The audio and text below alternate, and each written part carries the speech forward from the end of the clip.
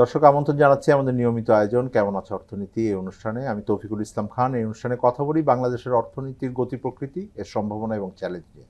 দর্শক, আজকে আমরা আলোচনা করব আমাদের যে 11টি কমিশন অন্তর্বর্তীকালীন সরকার করেছেন, তার মধ্যে অন্যতম বিশেষ কমিশনটা হলো শ্রম সংস্কার কমিশন।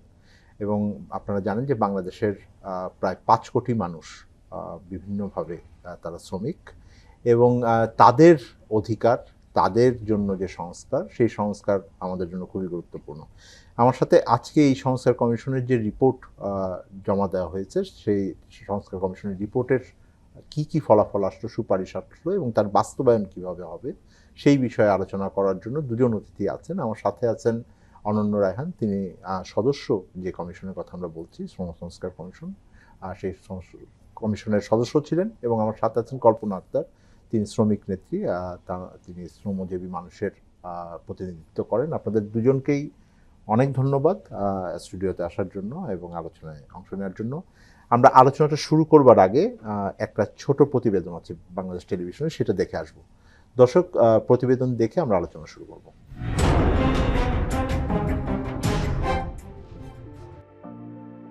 অর্থনীতির আলোচনায় বিনিয়োগের পরিবেশ যতটা গুরুত্ব পায়, কর্মের পরিবেশ ততটা মনোযোগ পায় না। অথচ টেকসই অন্তর্ভুক্তিমূলক অর্থনৈতিক উন্নয়নের জন্য সংখ্যাগরিষ্ঠ শ্রমজীবী মানুষের যথাযথ কর্মপরিবেশ, অর্থাৎ ন্যায্য মজুরি, নিরাপদ কর্মস্থল, সংগঠিত হওয়ার অধিকার সহ সব ধরনের আইনি স্বীকৃতি ও সুরক্ষা নিশ্চিত করা অত্যাবশ্যক। দেশের অর্থনীতির বিকাশ এমন পথে ঘটেছে যে বেশিরভাগ শ্রমজীবী মানুষের কর্মসংস্থান হয়েছে অপ্রাতিষ্ঠানিক খাতে, যেখানে শ্রমিকের ন্যূনতম মজুরি, নির্দিষ্ট কর্মঘণ্টা, ওভারটাইম, বীমা, পেনশন ও গ্র্যাজুইটির অধিকার থাকে না। এমনকি প্রাতিষ্ঠানিক খাতেও কারখানার মালিকেরা শ্রমিকদের যে মজুরি দেন তা মানসম্পন্ন জীবনযাপনের জন্য যথেষ্ট নয়। শ্রমিকদের কাজের পরিবেশও ভয়ঙ্কর অনিরাপদ, যার ফলে নিয়মিত অকাল মৃত্যু ঘটছে। কর্মস্থলে সরাসরি দুর্ঘটনায় মৃত্যু ছাড়াও অস্বাস্থ্যকর কর্মপরিবেশের কারণে প্রতি বছর ধুকে ধুকে মৃত্যুবরণ করেন বহু শ্রমিক, যার কোনো হিসেব কারো কাছে থাকে না। অন্তর্বর্তী সরকার গত 18 নভেম্বর শ্রম সংস্কার কমিশন গঠন করে। এই কমিশন সম্প্রতি অন্তর্বর্তী সরকারের কাছে প্রতিবেদন জমা দিয়েছে। প্রতিবেদনটিতে শ্রম অধিকার বিষয়ক 25টি ক্ষেত্রে 450 পৃষ্ঠা জুড়ে যে সুপারিশগুলো তুলে ধরা হয়েছে, সেগুলো বাংলাদেশের শ্রমিক শ্রেণীর অধিকার আদায়ের ক্ষেত্রে গুরুত্বপূর্ণ রেফারেন্স হিসেবে কাজ করবে।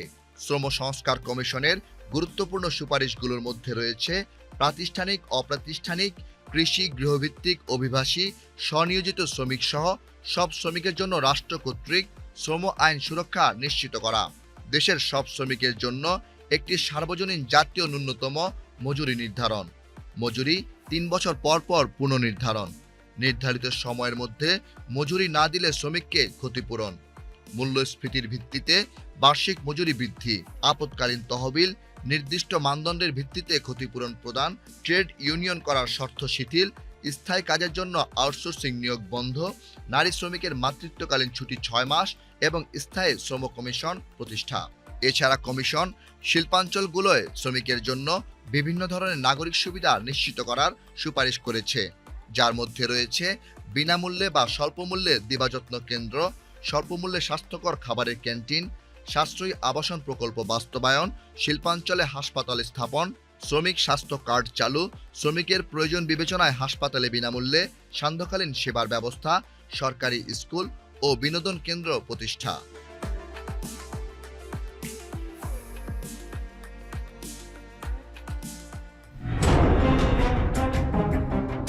দর্শক, আপনার প্রতিবেদনটি দেখলেন। আমরা আলোচনা শুরু করছি। ডক্টর রায়হান, আপনাকে দিয়েই আলোচনা শুরু করি।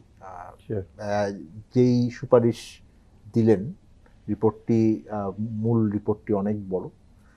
আমরা একটা সারসংক্ষেপও দেখেছি যে আলাদা করে আপনারা দিয়েছেন, 53 পৃষ্ঠার একটা সারসংক্ষেপ, এবং সেখানে মূল সুপারিশগুলো আছে। একটু যদি দর্শকদের জন্য, আমি জানি যে এটা অনেক ধরনের সুপারিশ আছে, কিন্তু মূল যদি 5টি-6টি সুপারিশের কথা বলেন যে আপনারা কি সুপারিশ করলেন, তারপরে আমরা আলোচনাটা বুঝতে সহজ হবে। রিপোর্টে যদি শিরোনামটা দেখেন, শ্রমজগতে রূপান্তর রূপরেখা, তো আমরা রূপান্তরের কথা বলছি, ট্রান্সফরমেশন। তো সেদিক থেকে যে আকাঙ্ক্ষা ছিল আমাদের যে একটা সামগ্রিক পরিবর্তনের একটা চিত্র থাকবে সেখানে। তবে যেহেতু এখানে বহুপক্ষীয় আলোচনার ভিত্তিতে রিপোর্টটি প্রণয়ন হয়েছে, অনেক ক্ষেত্রে এটা সাহসী আছে, অনেক ক্ষেত্রে বলবো যে কিছুটা আরও কিছু আসতে পারতো।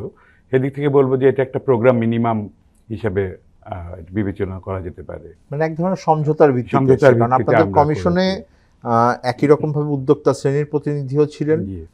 আপনার মতন যারা গবেষক আছেন বা এই বিষয়ে কাজ করেন তারা আছেন, আবার শ্রমজীবী মানুষের প্রতিনিধিত্ব ছিল। তো সেদিক থেকে আমি বলবো যে রিপোর্টটি যথেষ্ট সম্ভাবনার কথা বলেছে, সেখানে নির্ভর করবে আমরা কিভাবে বাস্তবায়ন করব এটি। আমি 4-5টা মূল প্রস্তাবনা যদি বলি, একটি হচ্ছে যে শ্রমিকের স্বীকৃতি। যে 5 কোটি মানুষের কথা বলছেন, তাদের একটা বড় অংশ শ্রম আইন দ্বারা সুরক্ষিত না। তা আমরা একটা সার্বজনীন স্বীকৃতির কথা বলেছি শ্রমিকের, এবং সেটি যদি আইনের আওতায় আসে তাহলে আইনে যে সমস্ত সুরক্ষার কথা বলা হচ্ছে সেটা প্রাতিষ্ঠানিক অপ্রাতিষ্ঠানিক সব ধরনের শ্রমিকই সেটা পাবে। তো এটি বলবো সব থেকে বড় দাগের প্রস্তাবনা। দ্বিতীয় হচ্ছে যে আমরা যখনই শ্রমিকদের নিয়ে কোনো কাজ করতে যাই সেখানে তথ্যের একটা বড় ঘাটতি দেখা যায়। বিশেষ করে যে সমস্ত সুবিধা আমরা দিতে চাই সেগুলো দেওয়ার জন্য যে চিহ্নিত করা দরকার তাদেরকে, সেটা করা যায় না। বিশেষ করে যারা শ্রমবাজারে প্রবেশ করছে, যেখানে বেকারত্বের বিষয় রয়েছে, কারা বেকার রয়েছে, কতদিন বেকার রয়েছে, কে কোন পেশায় রয়েছে, তাদের দক্ষতা কী, এই জিনিসগুলো কিন্তু আমরা জানি না বলে আমাদের পরিকল্পনাগুলো সবসময় একটা সাব অপটিমাল লেভেলে হয়। তো সেখানে আমরা প্রস্তাব করেছি যে একটি জাতীয় শ্রম নিবন্ধন ব্যবস্থা এবং তথ্য ভাণ্ডার। সাধারণত যেটা হয় যে তথ্য ভাণ্ডার বললে এটা এককালীন তথ্য সংগ্রহ করে একটা সংরক্ষণ করার ব্যবস্থা বলা হয়। তো সেই তথ্য ভাণ্ডার দিয়ে কিন্তু কোনো লাভ নাই। যদি তথ্য ভাণ্ডারটা ট্রানজ্যাকশনাল না হয় তাহলে সেটা আমরা ওই সমস্ত কাজে লাগাতে পারবো না আসলে। সেখানে আমরা বলছি নিবন্ধন ব্যবস্থা এবং পাশাপাশি হচ্ছে তথ্য ভাণ্ডার। তো এটি একটি বড় প্রস্তাবনা বলবো এই কারণে যে আমরা যদি প্রাতিষ্ঠানিক অপ্রাতিষ্ঠানিক শ্রমিক এবং যারা শ্রমবাজারে আছেন কিন্তু এই মুহূর্তে অংশ না, সবাইকে যদি অন্তর্ভুক্ত করতে পারি তাহলে আমাদের শ্রমখাতের যে রূপান্তরের কথা বলছি সেটা একটা সুনির্দিষ্ট পরিকল্পনা ভিত্তিক করার সুযোগ তৈরি হবে। তৃতীয় হলো মজুরি সংক্রান্ত বিষয়। সরকার ঘোষিত মানে মজুরি বোর্ড কর্তৃক ঘোষিত যে ন্যূনতম মজুরি রয়েছে 42টা খাতের, তার মধ্যে 28টি খাতের ন্যূনতম মজুরি দারিদ্র্য সীমার আইন নিচে। তো এটি একটি স্বাধীন দেশে 54 বছর পরে কোনোভাবেই গ্রহণযোগ্য হতে পারে না। তো আমরা যেটা প্রস্তাব করেছি যে একটি ন্যূনতম জাতীয় মজুরি থাকবে, সেটা প্রাতিষ্ঠানিক অপ্রাতিষ্ঠানিক সব খাতের শ্রমিকদের জন্য প্রযোজ্য হবে এবং সেটার ভিত্তিতে আপনার খাত ভিত্তিক, অঞ্চল ভিত্তিক, পেশার ঝুঁকি ভিত্তিক যে সমস্ত মজুরি রয়েছে সেগুলো নির্ধারণ হবে এবং এর জন্য একটি স্থায়ী মজুরি কমিশন গঠন করা। কর্মসংস্থানের বিষয়টি অত্যন্ত গুরুত্বপূর্ণ। আমাদের যে সামাজিক এবং রাজনৈতিক অস্থিরতা একটা বড় ফ্যাক্টর কিন্তু হয়ে দাঁড়াচ্ছে এবং সামনে আরও হবে হচ্ছে বেকারত্ব। তো সে কারণে বেকারত্ব নিরসনের জন্য কিন্তু কোনো প্রতিষ্ঠান নাই। যদি আমরা শ্রম ও কর্মসংস্থান মন্ত্রণালয় বলছি, কিন্তু কর্মসংস্থান নিয়ে এই মুহূর্তে মন্ত্রণালয়ে কিন্তু কোনো কাজ নেই। তো আমরা প্রস্তাবনা করেছি যে এই মন্ত্রণালয়ের কাঠামো সংস্কার করা এবং একটি কর্মসংস্থান অধিদপ্তর চালু করা, যাদের কাজ হবে কর্মসংস্থানের জন্য অন্যান্য মন্ত্রণালয় সংস্থার সঙ্গে একসঙ্গে একটা জাতীয় পরিকল্পনা প্রণয়ন করা। পঞ্চমত যেটা হচ্ছে যে শ্রমিকের মর্যাদা এবং সেখানে অধিকারের সুরক্ষার প্রশ্ন আছে। যেমন আমরা প্রস্তাব করেছি নারী শ্রমিকদের যেন কমপক্ষে 6 মাসের বেতন সবেতন মাতৃত্বকালীন ছুটি দেওয়া হয় এবং শ্রমিকদের যে ইনজুরির ক্ষেত্রে যে সমস্ত বর্তমান সুরক্ষা ব্যবস্থা রয়েছে সেটা আরও কীভাবে কার্যকর করা যায়, যেখানে কার্যকারিতা হবে। এবং সর্বশেষ যে আমাদের মতো বায়ার্স মার্কেটে, শ্রমবাজার তো একটা বায়ার্স মার্কেট, তো বায়ার্স মার্কেটে একটা ভারসাম্যের যে ভূমিকা সরকারের সেটা অত্যন্ত গুরুত্বপূর্ণ। কারণ যখন বায়ার্স প্রাইস ডিকটেট করে সেখানে আসলে শ্রমিকের যেন শ্রমের দামটা বা মানে মনোপসনি মার্কেটে যেখানে রেগুলেটরের ভূমিকাটা খুব স্ট্রং থাকা দরকার। তো সেই জায়গাটায় স্ট্রং থাকতে গেলে সরকারের যেমন ভূমিকা আছে, পাশাপাশি ট্রেড ইউনিয়নগুলোকে শক্তিশালী করা দরকার। এই জন্য আমরা ট্রেড ইউনিয়নকে কীভাবে শক্তিশালী করা যায় সেগুলো সংক্রান্ত কিছু প্রস্তাব। আপনাকে ধন্যবাদ। আমরা আরও শুনবো। কল্পনা আক্তার, আপনি শুনছিলেন যে কমিশনের সদস্য খুবই বিস্তারিতভাবে অন্তত মূল কয়েকটি প্রস্তাব তাদেরকে তুলে ধরছেন। আপনি তো অনেকদিন ধরে শ্রমিক মানুষকে নিয়ে কাজ করছেন, তাদের অধিকার নিয়ে কাজ করছেন। আপনাদের যেই ধরনের আকাঙ্ক্ষা ছিল এটা কতখানি প্রতিফলন হলো বলে আপনি মনে করছেন, এবং কোন জায়গায় ডক্টর আনোয়ার রায়হান যেটা বলছেন যে অনেক জায়গায় সমঝোতা হয়েছে, কোন জায়গাটাতে সমঝোতা দেখছেন, কোন জায়গায় মনে হচ্ছে যে না আপনাদের দাবির সাথে এটা ঠিক আছে, সামঞ্জস্য হচ্ছে? আমরা যারা শ্রমিক অধিকার নিয়ে কাজ করি, দীর্ঘদিন লড়ছি বা ট্রেড ইউনিয়ন করছি, অবশ্যই আমাদের আশা আকাঙ্ক্ষা ওইখানে রিফ্লেকশন আছে। কারণ শ্রম কমিশন হচ্ছে সবার সঙ্গে পরামর্শ সভা করেছে, সেই পরামর্শ সভার মাধ্যমে হচ্ছে আমরা লিখিতভাবে বা মৌখিকভাবে বলার সুযোগ পেয়েছি, সেটা রিফ্লেক্ট করেছে, কোনো সন্দেহ নেই। যেই জিনিসগুলো বোল্ড হইতে পারতো, যেমন আমি যখন হচ্ছে শিশু শ্রমের ব্যাপারে পড়ছিলাম, শিশু শ্রমের মূল কারণটা কি? যেমন আমি শিশু শ্রমিক হিসেবে কাজ শুরু করেছি 12 বছর বয়সে। এটার মূল কারণ ছিল, কারণ আমার মা যখন কাজ শুরু করেছে আমার মাকে হচ্ছে বাঁচার মতো মজুরি দেওয়া হয়নি। ওইটা আরও বোল্ড করে লেখা যেত। হ্যাঁ, আর্থ সামাজিক পরিবেশ ইত্যাদি চিন্তা করে হয়তো হচ্ছে কমিশন বা কমিশনের অন্যান্য মেম্বাররা যারা ছিলেন মালিক পক্ষের বা নিয়োগকর্তাদের পক্ষে, তারা হয়তো একমত নাও হতে পারেন, কিন্তু এই জায়গায় হচ্ছে যথেষ্ট শ্রমিক সংগঠনের লোক ছিলেন, গবেষকরা ছিলেন, এটা স্পষ্ট করে আসতে পারত যে আমরা একেবারেই হচ্ছে আজকে নির্মূল না হলেও একটা পথরেখা তৈরি করা, যে অতদিনের মধ্যে আমাদের দেশে শিশু শ্রমিক থাকবে না। বাঁচার মতো মজুরি, যেটা আমরা লিভিং ওয়েজ বলছি, এটা আরও ক্লিয়ারলি আসতে পারতো।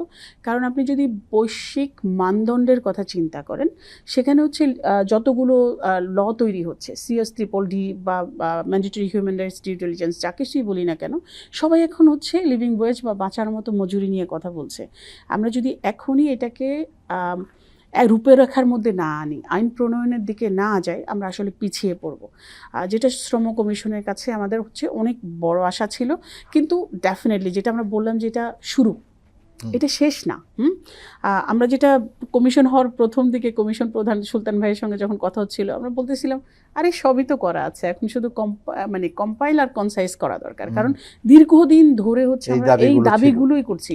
আমার কাছে ভালো লেগেছে যে বিষয়গুলো, আইএলওর অনেকগুলো কনভেনশনের ব্যাপারে বিভিন্ন প্যারায় হচ্ছে খুব স্পষ্ট করে বলা হয়েছে। যেমন 189 কথা বলা হয়েছে, 190 কথা বলা হয়েছে, 111, 180, 121, এগুলো প্রত্যেকটা কনভেনশন দর্শকদের জন্য যদি একটু ব্যাখ্যা করতেন। যেমন 121 কনভেনশন যেটা, সেটা হচ্ছে ক্ষতিপূরণ বিষয়ে।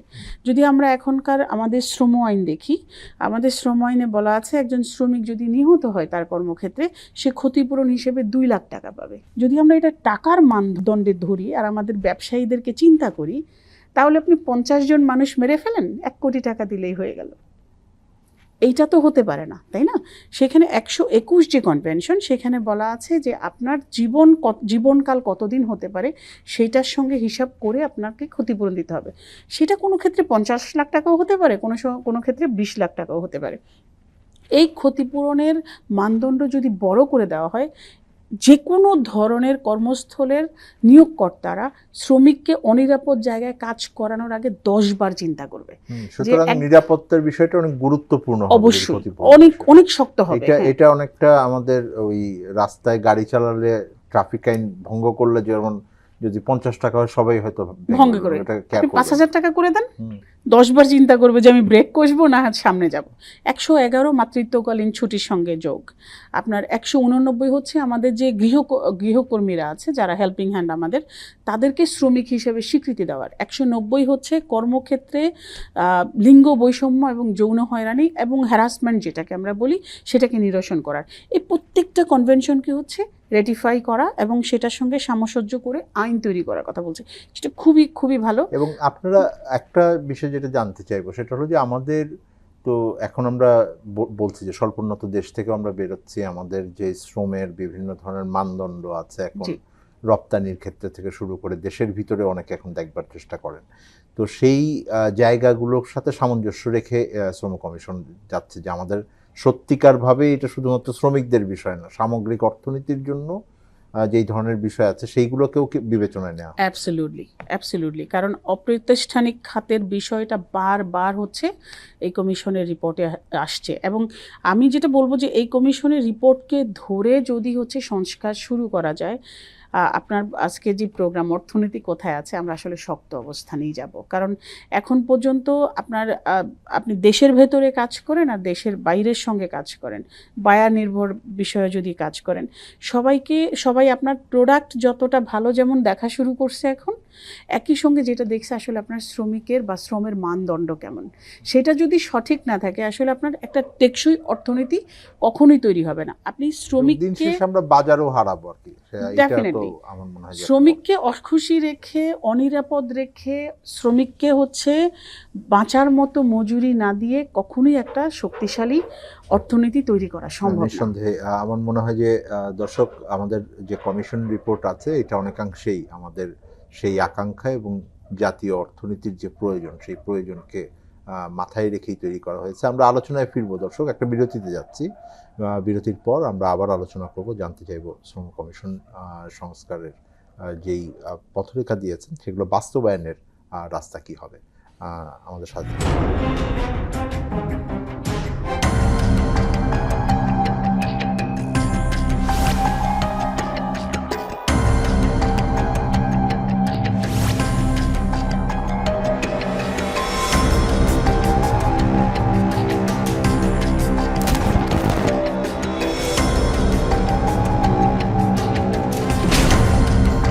ফ্যাসিবাদের দিনলিপি, প্রযোজনা আফরোজা সুলতানা ও মামুন মাহমুদ। দেখবেন প্রতি রবি থেকে বৃহস্পতিবার সন্ধ্যা 7টায়।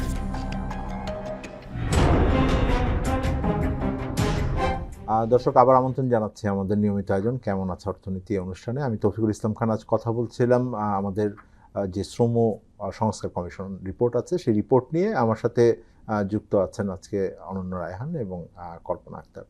ডক্টর অনন্য রায়হান, আপনার সাথে বিরতির আগে আলোচনা হচ্ছিল বিভিন্ন সুপারিশ নিয়ে, কিন্তু এখন সুপারিশ বাস্তবায়নের জায়গা আছে। আপনারা যখন তৈরি করেছেন এটা একটা লম্বা আলোচনার ভিতর দিয়ে গেছেন, এবং আমি বিরতির আগেও বলছিলাম যে এটা বিভিন্ন পক্ষ এটার সাথে যুক্ত থেকেছেন। আন্তর্জাতিক সহযোগী সংস্থারাও যেমন বাইরে থেকে ছিলেন, তেমনি এটার ভেতরে আমাদের উদ্যোক্তা শ্রেণী, আমাদের শ্রম মানুষ, আমাদের যারা পেশাজীবী আছেন তারা এটার সাথে যুক্ত হয়েছেন। এখন যেই সুপারিশগুলো আসলো, এই সুপারিশগুলো বাস্তবায়নের জন্য একটা তো সরকারের দায়িত্ব আছে, সেটা আমি পরে আসি, কিন্তু যারা উদ্যোক্তা শ্রেণী আছেন, ব্যক্তি খাতের যারা যুক্ত আছেন উদ্যোক্তা, তারা এটাকে কিভাবে নিবেন বলে আপনার কাছে মনে হয়? কারণ এর আগে আমরা যেটা দেখেছি যে বাংলাদেশে শ্রম অধিকার খুবই একটা সেন্সিটিভ বিষয়, এবং বরাবরই এটা একটা দর কষাকষির ভিতরে পড়ে যায় লম্বা সময়। সবচাইতে উজ্জ্বল দৃষ্টান্ত হলো আমাদের রপ্তানি খাতের ভিতরে পোশাক খাত, এটা সবসময় সরগরম থাকে। দ্বিতীয় বিষয় হলো যে বাংলাদেশের প্রায় 85% শ্রমিক কিন্তু অপ্রাতিষ্ঠানিক খাতে, এবং অনেক ক্ষেত্রে তারা নিজেরাই নিয়োগকর্তা থাকেন, মানে কৃষির সাথে যারা জড়িত আছেন, তাদের জন্য এগুলো কতখানি বাস্তবায়নযোগ্য হবে, নাকি এটা আপনারা যেটা বলছেন এটা শুধুমাত্র শিল্প ভিত্তিক বা খুবই প্রাতিষ্ঠানিক সেবা ভিত্তিকের বিষয়ে বলছেন, না সামগ্রিকতার ভিতরে এটা আছে? বাস্তবায়নযোগ্যতার অনেকগুলো ফ্যাক্টর থাকে। সেটা হলো যে মালিক মানে নিয়োগকারী কিংবা উদ্যোক্তাদের তাদের যে বিজনেস কেস সেটা কি অবস্থায় আছে। বিজনেস কেসে যদি এমন হয় যে বেতন যদি আমি সে 20% বাড়াই, তাহলে আমার প্রফিটেবিলিটি 5% কমবে, এই ইলাস্টিসিটিটা ইম্পর্টেন্ট আসলে বোঝা। তো সেই অ্যানালাইসিসগুলো অনেক বিস্তারিতভাবে করার সুযোগ ছিল না আমাদের, কিন্তু আমরা এটা বলতে পারি যে মানে একটা যে কারণে প্রতিবন্ধকতাগুলো সামনে দেখতে পান উদ্যোক্তারা, একটা হচ্ছে যে আপনার ইজ অফ ডুইং বিজনেস, এবং আইএফসির যে রিপোর্ট বেরিয়েছে সেখানেও আপনারা দেখবেন যে দুর্নীতি একটি বড় সমস্যা, মানে কস্ট অফ ডুইং বিজনেস একটা সিগনিফিক্যান্ট এসকেলেশন হয়, সেটি একটি বিষয় রয়েছে। একটা হলো যে অদক্ষতা কিংবা উৎপাদনশীলতার যে মাপকাঠি, সেটাও খুবই গুরুত্বপূর্ণ। এখন এখানে প্রশ্ন হচ্ছে যে ডিম আগে না মুরগি আগে, যে আমি বেতন বৃদ্ধি করব তার ফলে শ্রমিকরা মানে আপনি কি বলতে চাচ্ছেন যে যখন আপনারা উদ্যোক্তা শ্রেণী বা ব্যবসায়ী শ্রেণীর সাথে সহজ ভাষায় ব্যবসায়ী বলি আমরা, যে সেই শ্রেণীর সাথে যখন আপনারা আলোচনা করেছেন, তারা এটা বলেছেন যে আমাদেরকে যদি ওই জায়গায় অর্থ ব্যয় করতে না হয়, আমার যদি ব্যবসা সহজ করা যায়, ঘুষ দিতে না হয়, রাইট, তাহলে আমার শ্রমিককে দিতে তো অসুবিধা নেই। Right. এটাই কি তাদের মূল এটাই point? মূল প্রতিপাদ্য। পাশাপাশি হচ্ছে যে দক্ষতা একটা বড় বিষয় ছিল, যে দক্ষতা বৃদ্ধির সাথে মজুরির একটা সম্পর্ক রয়েছে। তবে একটা জিনিস খুবই, আমি কমিশনের সদস্য হিসেবে বলছি না, মানে আমার কাছে প্রশ্নবোধক লাগে সেটি হচ্ছে যে যদি আপনি বাংলাদেশের সঙ্গে প্রতিবেশী দেশগুলোর, সাউথ এশিয়ার বিভিন্ন দেশের যে সমস্ত প্রোডাকশন ফ্যাক্টরের প্রাইস যদি কনসিডার করেন, লেবার, ইলেকট্রিসিটি, গ্যাস, সম্প্রতি যে ইনভেস্টমেন্ট সামিট হলো সেখানে তুলনামূলক চিত্র উপস্থাপন করা হয়েছে যে why someone should invest in Bangladesh. তো সেখানে যে চিত্র তুলে ধরা হচ্ছে যে বাংলাদেশে এগুলো সব থেকে কম খরচ। অন্যদিকে যদি 1 পাউন্ড রুটির দাম তুলনা করি বাংলাদেশে এবং অন্যান্য দেশের, কিংবা 1 কেজি চালের তুলনা করি, সে দামগুলো কিন্তু আবার সমান। এখান থেকে একটা জিনিস বেরিয়ে আসে যে এখানে অদক্ষতা যেমন আছে সেটি একটি কারণ, পাশাপাশি অতিরিক্ত মুনাফাও হয়তো আছে। না, আমি যদি আপনাকে জিজ্ঞেস করি, আমরা অর্থনীতিবিদ যারা, আমরা তো তাত্ত্বিকভাবে বলে যে উৎপাদনশীলতার সমান হবে শ্রমিকের মজুরি, এবং অনেক ক্ষেত্রেই আমার উদ্যোক্তা শ্রেণী বারংবার বলেন আর কি, বিশেষত আমাদের মূল আলোচনাটা হলো রপ্তানি খাতের সাথে গার্মেন্টস ক্ষেত্রে। তো তারা বলেন যে উৎপাদনশীলতা কম, উৎপাদনশীলতা বাড়লে তো আমার দিতে কোনো অসুবিধা নাই। আপনাকে আমি যখন কম্পেয়ার করি, আপনি যেহেতু অন্য দেশের সাথে বলছিলেন যে ভারত বা কম্বোডিয়া বা ভিয়েতনাম, এই ধরনের দেশের সাথে আমি যখন তুলনা করি, বলেন যে শ্রীলঙ্কার সাথে করতাম আমরা এক সময়, সেইখানে বলতেন যে উৎপাদনশীলতা আমাদের অনেক কম। তো সেই উৎপাদনশীলতার বিচারে মজুরি নির্ধারণটা কিভাবে হবে, এইটা হলো একটা বড় প্রশ্ন। সেটাই বড় প্রশ্ন আসলে। যখন আমরা লিভিং ওয়েজ কিংবা আমাদের মানদণ্ড প্রস্তাব করেছি, সেটা সর্বসম্মতভাবেই হয়েছে যে কি ফর্মুলাটা কি হবে জাতীয় ন্যূনতম মজুরি নির্ধারণে। তো সেখানে কোন কোন উপাত্তের ভিত্তিতে আমরা নির্ধারণ করব, সূচকগুলো কি হবে, সে ব্যাপারে এক ধরনের ঐকমত্য আছে। প্রশ্ন হচ্ছে যে ওই মানদণ্ড ব্যবহার করে আমরা যখন মজুরি নির্ধারণ করব, সেটাকে ডিসকাউন্টের প্রশ্ন আসবে উৎপাদনশীলতার সঙ্গে এবং অন্যান্য ক্ষেত্রে। সেটা করলেও আমি সুনিশ্চিত যে বর্তমানে যে মজুরি প্রচলিত আছে তার থেকে বাড়ার একটা সুযোগ রয়ে গেছে, এবং সেটা হয়তো চেষ্টা করলে এক্ষুনি সেটা এক্সারসাইজ শুরু করা সম্ভব আর কি। যে আলোচনাগুলো সবসময় রপ্তানি খাত এবং গার্মেন্ট সেক্টর সেন্ট্রিক হয়ে যায়, কিন্তু বাংলাদেশের শ্রমিক শ্রেণীর বৃহত্তর অংশ কিন্তু এর বাইরে। তারা সবসময় তাদের কিনা আলোচনাটা অবহেলিত রয়ে যায়। কোনো কোনো খাতে মজুরি বোর্ডে নির্ধারিত মজুরি 1500 টাকা মাত্র। তো এটা তো অকল্পনীয় আসলে। তো সেখানে একটা বড় কাজ করার সুযোগ একটা বড় কারণ হলো যে নিয়মিত তো এই মজুরিগুলোকে বিশ্লেষণও করা হয়। যেমন এখন যে ধরনের মূল্যস্ফীতি হলো বা তার সাথে উৎপাদনের দাম কিভাবে বাড়ছে, এগুলোর তো কোনো আলোচনা।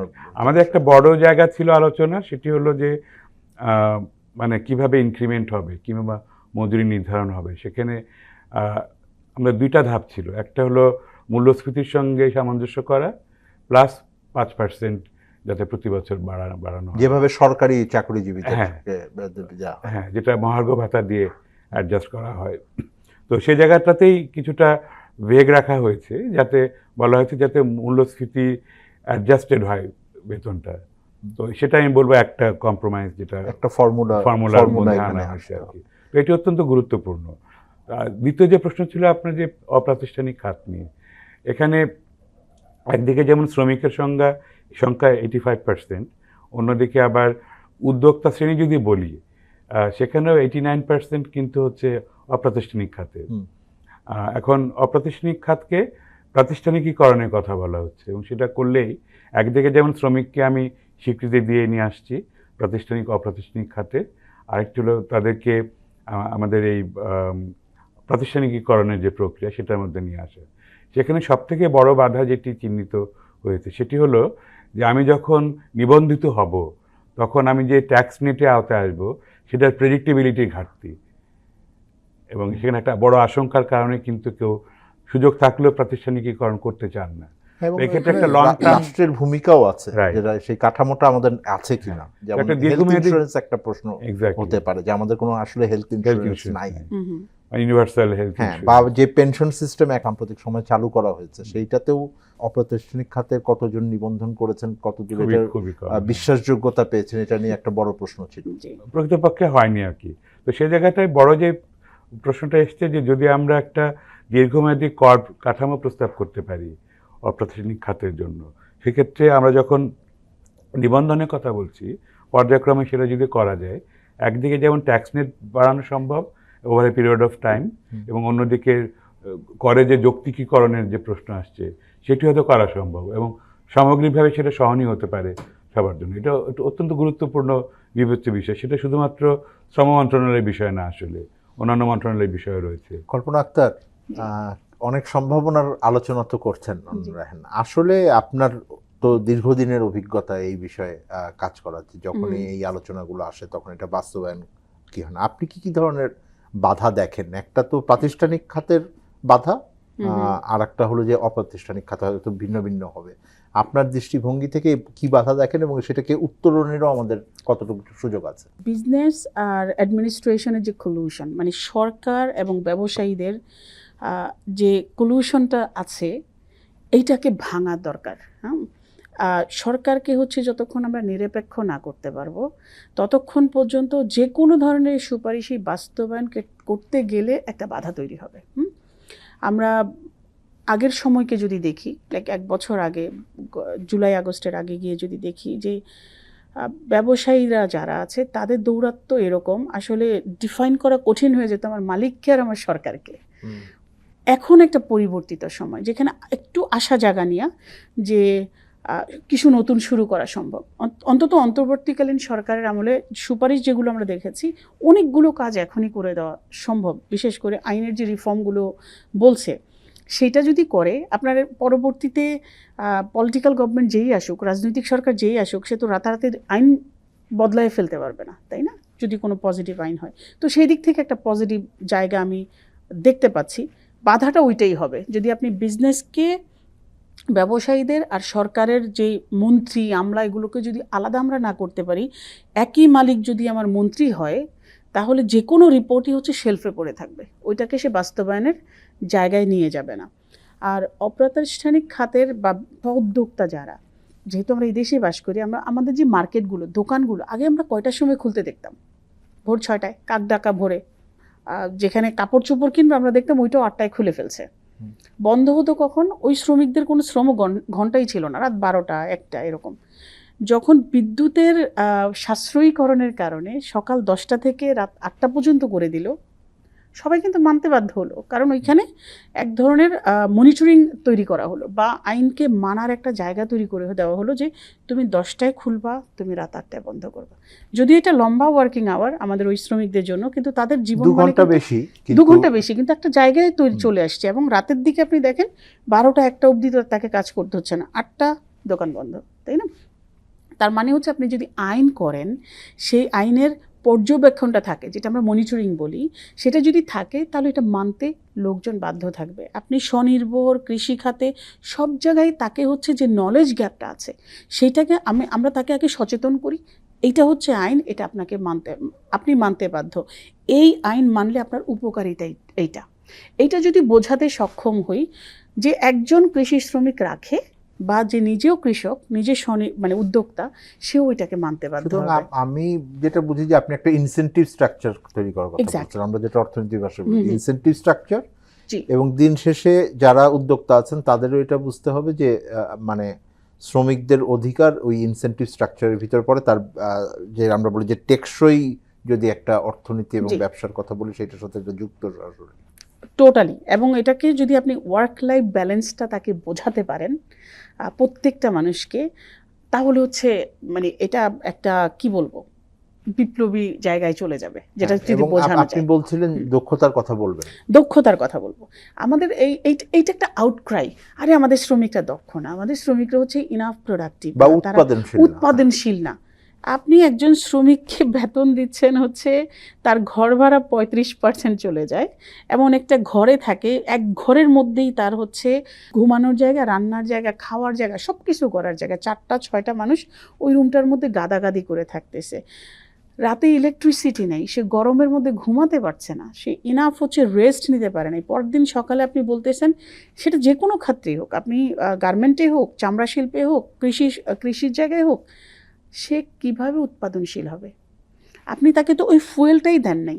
না তার ওয়ার্ক লাইফ ব্যালেন্স আছে, না তার ইনাফ হচ্ছে নিউট্রিশন ঢুকতেছে, না তার হচ্ছে রেস্ট হচ্ছে, কিচ্ছু নাই। তো ওই শ্রমিক কিভাবে হচ্ছে উৎপাদনশীল আরেকটা হবে? বড় জায়গা হলো যে আমাদের যে Training নাই। শিক্ষা এবং যে কারিগরি দক্ষতার যে এক্স্যাক্টলি। সুযোগটা, এবং এটার সাথে আমরা সবসময় বলি বাজারের সংযোগটা এত দুর্বল যে বাংলাদেশে সে এত দক্ষতা নিয়ে কাজে ঢোকার সুযোগও খুব কম। নাই। এবং শ্রম কমিশন এই জায়গায় একটা ভালো কাজ করেছে, সত্যি কথা, যে কারিগরি শিক্ষার উপরে হচ্ছে একটা বড় জোর দিয়েছেন। এবং যেটা আমি অনেক দিন ধরে, আমি এবং আমার সহকর্মী আছেন একজন, যে আমরা সবসময় বলতাম এই কাজটা কেন করা হয় না, যে শ্রম অধিকার সংক্রান্ত বিষয় প্রাইমারি থেকে কেন আলোচনা হয় না, প্রাইমারি স্কুলে কেন বা বইতে টেক্সট বুকে এটা যায় না কেন, এই সুপারিশটা খুব শক্ত করে আছে। আমি আলোচনায় ফিরবো। দর্শক, আমরা একটা বিরতিতে যাচ্ছি। আমরা আলোচনা করছিলাম শ্রম সংস্কার কমিশনের রিপোর্ট এবং এর বাস্তবায়নের বিভিন্ন দিক নিয়ে। একটা বিরতিতে যেতে হচ্ছে, আমাদের সাথে থাকবেন। বিরতির পর আবার আলোচনায় ফিরছি।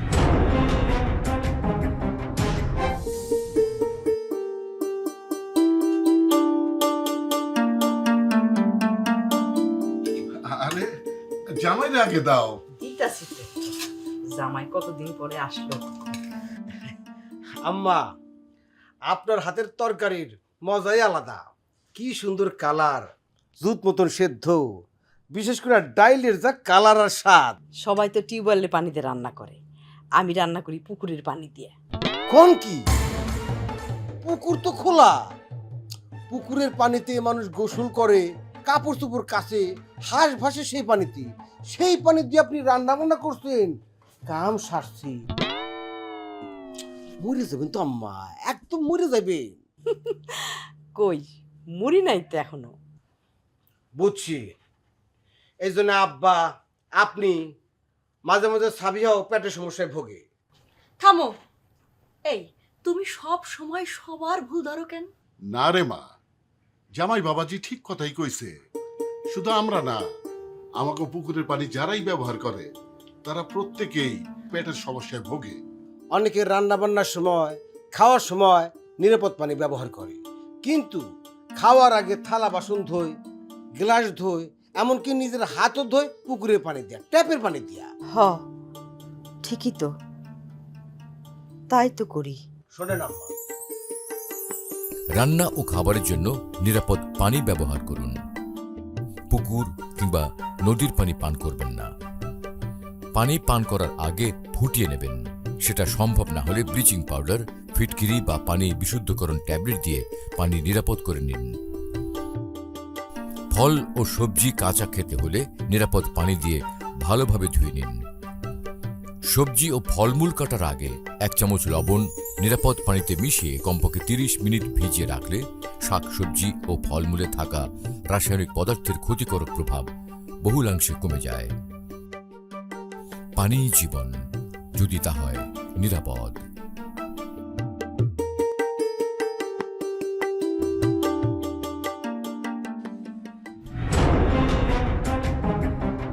দর্শক, আবার আমন্ত্রণ জানাচ্ছি আমাদের নিয়মিত আয়োজন কেমন আছে অর্থনীতি এই অনুষ্ঠানে। আমি তৌফিকুল ইসলাম খান। আজ কথা বলছিলাম শ্রম অধিকার সংস্কার কমিশনের যে রিপোর্ট এসছে সেই রিপোর্ট নিয়ে, এবং আমার সাথে আলোচনায় যুক্ত আছেন কমিশনের সদস্য অনন্য রায়হান এবং নারী নেত্রী কল্পনা আক্তার। অনন্য রায়হান, আপনি বিরতির আগে বিভিন্ন বাস্তবায়নের জায়গাগুলো বলছিলেন। একটা খুব বড় জায়গা হলো যে আপনি বলছেন যে বেকারত্বের কথা এবং দক্ষতার কথা এবং মিলে, সেই বিষয়ে যদি আলোকপাত করেন যে আসলে এটা কিভাবে বাস্তবায়নযোগ্য দিচ্ছেন। একটা বিষয় দেখা দরকার যে উদ্যোক্তারা সবসময় অভিযোগ করছেন তারা দক্ষ কর্মী পাচ্ছেন না, আবার যারা কাজ পাচ্ছেন না তাদের অভিযোগ তো আছে। তো যে সমস্ত বিশ্লেষণ ইতিমধ্যে হয়েছে, সিপিডিরও কিছুদিন আগে একটা জিনিস প্রকাশিত হয়েছে এসডিজি ফোরামের মাধ্যমে, একটা মূল জায়গায় বেরিয়ে এসছে যে সে জায়গাগুলোতেই ইতিবাচক পরিবর্তন হয়েছে। সেখানে উদ্যোক্তারা নিজেরা দক্ষতা তৈরিতে বিনিয়োগ করেছেন, অর্থাৎ যাদেরকে তারা নিয়োগ করছেন তাদের উপরে বিনিয়োগ করা হচ্ছে দক্ষতা উন্নয়নের জন্য, এবং সেটুকুই কিন্তু কার্যকর।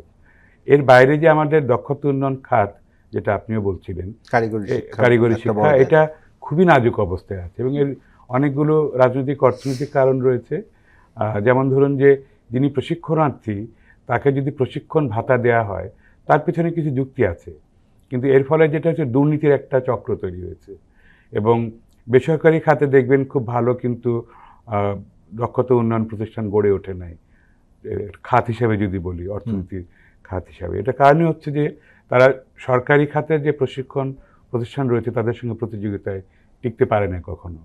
তো সেই জায়গাটা একটা বড় সংস্কারের প্রয়োজন রয়েছে। এখানে এনএসডিএ প্রতিষ্ঠা হওয়ার পরে আমাদের অনেক আকাঙ্ক্ষা ছিল যে বড় ধরনের পরিবর্তন হবে, কিন্তু আমরা বাস্তবে দেখছি যে বিটিইবি যেটা রয়েছে, বাংলাদেশ টেকনিক্যাল এডুকেশন বোর্ড, তার যে কর্মকাণ্ড, সেই কর্মকাণ্ডের এক ধরনের পুনরাবৃত্তির দিকে এনএসডি ঢুকছে।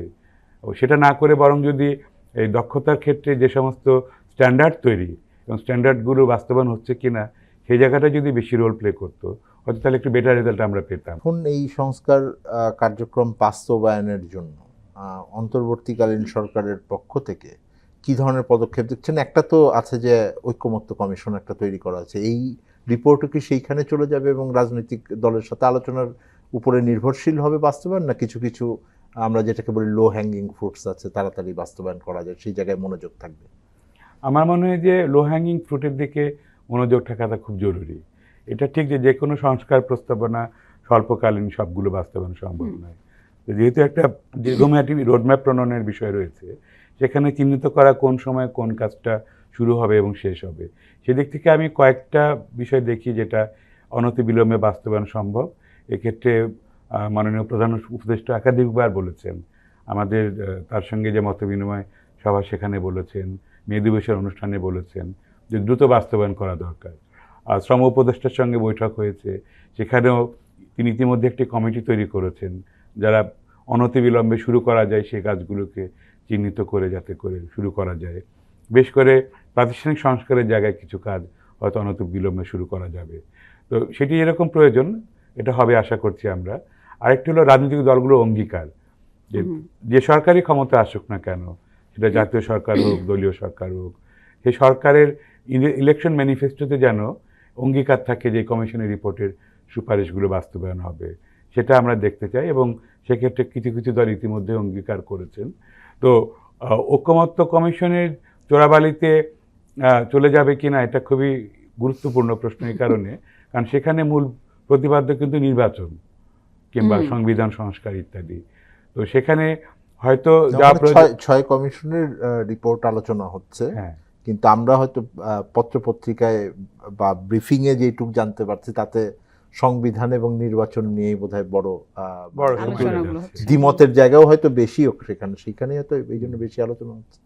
হ্যাঁ, সেটা তো বটে, তবে সেখানে যদি যায়ও জাতীয় ঐক্যমত্য কমিশনে, সেটা ওই রাজনৈতিক অঙ্গীকারেরই অংশ হবে বলে আমি মনে করি।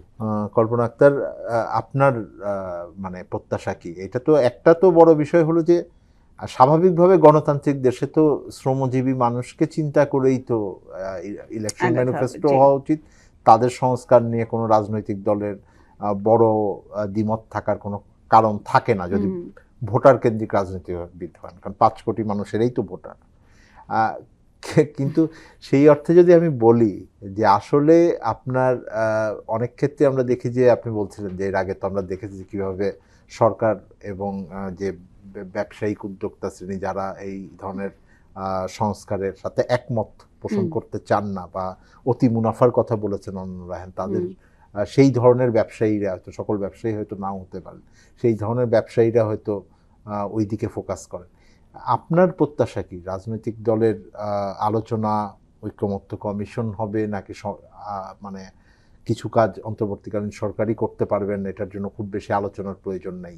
এই আলোচনাটা কি মানে পরিষ্কার আছে কি আপনাদের? প্রথম হচ্ছে শ্রম কমিশন এমন কোনো রকেট সায়েন্স লিখেনি যেটা হচ্ছে মানে আজ আরও কয়েক বছর বসে থাকতে হবে এবং এটাতে দ্বিমত হতে হবে। এটা শ্রম অধ্যুষিত বা শ্রমিক অধ্যুষিত একটা দেশ, যেটার জনগণের একটা বড় অংশ হচ্ছে শ্রমিক। এখানে হচ্ছে রাজনৈতিক মতাদর্শের লোকজনের দ্বিমত করার কোনো ধরনের কিছু নাই। এটা হচ্ছে প্রথম। অনেকগুলো কাজ এখনই করে ফেলা সম্ভব। আপনি যদি একটু পেছনে যান দেখবেন যে আমাদের শ্রম আইন, সেটাকে হচ্ছে রিভিউ করার কথা। সংস্কার করার কথা, ওইটাকে অনেকটা হচ্ছে কমিশনের রিপোর্টের জন্য বলা যায় আটকেও রাখা হয়েছে। তো সেইখানে অনেক জিনিস হচ্ছে পিছ করা যাবে। এটা অনেক বিষয় আছে অন্তর্বর্তীকালীন সরকার করে ফেলতে পারবেন সত্যিকারের অর্থে। আর রাজনৈতিক যেই জায়গাটায় আমি বলবো যে তাদের যদি সুচিন্তার কিছু থাকে, ঠিক আগের জায়গায় যদি তারা না যেতে চান যে ব্যবসায়ী আর সরকার হচ্ছে কলুটেড হবে এবং শ্রমিক শ্রেণীকে হচ্ছে নিষ্পেষণ করবে, ওই জায়গায় যদি যেতে না চান তাহলে খুব বেশি সময় লাগবে না এই সংস্কার কমিশনের রিপোর্টকে হচ্ছে বাস্তবায়নের জায়গায় নিয়ে যাওয়া। আর যেটা হচ্ছে আমাদের কাজ, আমি বলবো যে সংস্কার কমিশন তাদের কাজ করে দিয়েছেন, তাদের তো একটা মানে চলমান কাজ থাকবেই সবার কাছে এই বার্তাগুলো পৌঁছে দেওয়া, কিন্তু একজন ট্রেড ইউনিয়নের কর্মী হিসেবে হচ্ছে আমাদেরও দায়িত্ব থাকবে এই বিষয়টাকে সব জায়গায় নিয়ে কথা বলা, বিশেষ করে সরকারের বিভিন্ন রাজনৈতিক পর্যায়ে। দলগুলোর প্রতি আপনাদের কি ধরনের এক্সপেকটেশন আছে? তাদের একটা বড় ভোট ব্যাংক হচ্ছে আমাদের শ্রমিকরা। শ্রমিকদের কাছে ভোট চাইতে যাওয়ার আগে তারা যাতে শ্রম কমিশনের রিপোর্টটা হচ্ছে মাথায় রেখে যান যে এইটা হচ্ছে শ্রম কমিশন দিয়েছেন, আমাকে এই কমিটমেন্ট নিয়ে আমার ম্যানিফেস্টো তৈরি করতে হবে, এই কমিটমেন্ট নিয়ে হচ্ছে আমাকে ভোট চাইতে হবে। শ্রমিকরা এখন আর বোকা নেই, তারা জানে শ্রম কমিশন কি লিখেছে, তারা পড়ছে, তারা দেখছে, তাদের মাধ্যমে পঠিত হচ্ছে, এবং যখন ভোট চাইতে যাবে দে শুড গেট রেডি যে শ্রমিক আমাকে প্রশ্ন করবে আসলে আমি কোনটা কোনটা মানছি, কোনটা অচিরে মানছি, এবং কোনটা হচ্ছে একটু সময় লাগবে আমাদের মানতে, বাস্তবায়ন করতে। আপনাদের দুজনকে অসংখ্য ধন্যবাদ। আলোচনা আজকে শেষ করতে হচ্ছে। দর্শক, আমরা আলোচনা করছিলাম শ্রম সংস্কার কমিশনের রিপোর্ট এবং তার সুপারিশ নিয়ে এবং এর বাস্তবায়নের পথ পরিক্রমা বিষয়ে আলোচনা হচ্ছিল। নিঃসন্দেহে বাংলাদেশের মানে অধিকাংশ মানুষই তো শ্রম শ্রেণীর মানুষ।